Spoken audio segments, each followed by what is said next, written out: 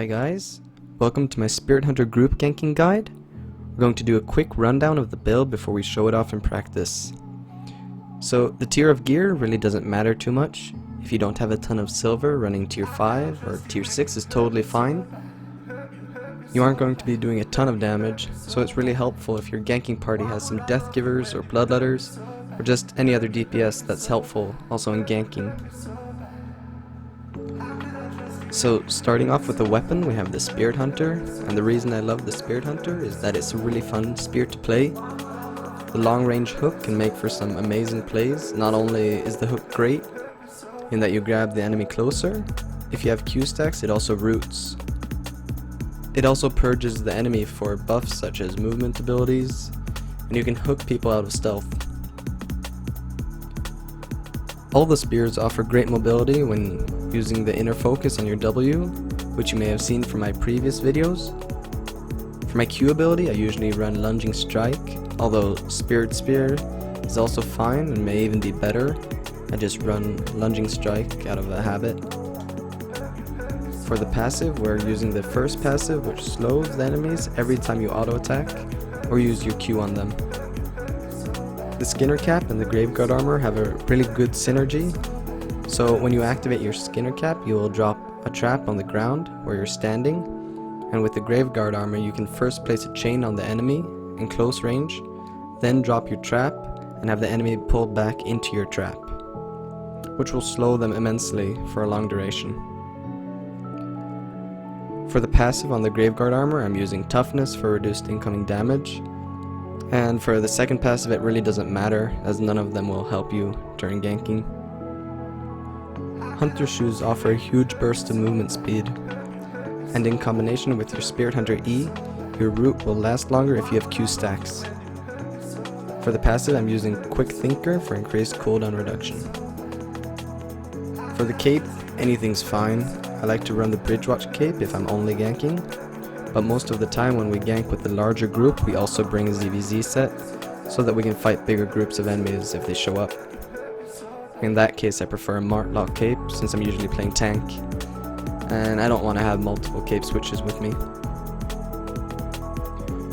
For the food I always run omelets for increased cooldown reduction, and of course poison potions to help dismount enemies. If you didn't know, poison potions do a lot more damage while the enemy is mounted, so it's great for removing the enemy's gallop and chunking their mount HP. The Morgana Raven isn't needed, but I pretty much always use a Raven. It can be really difficult catching fast mounts if the enemies know what they're doing and you don't have people in front of them. You can try to get ahead of your target and either fear them with your E, or try running into mobs so that your passive will trigger and give you an unpredictable fear on the enemy. If you aren't using a Raven, you should be using a Swiftclaw or Direwolf, as open world ganking will be really difficult on anything slower than that. So without further ado, please enjoy the video.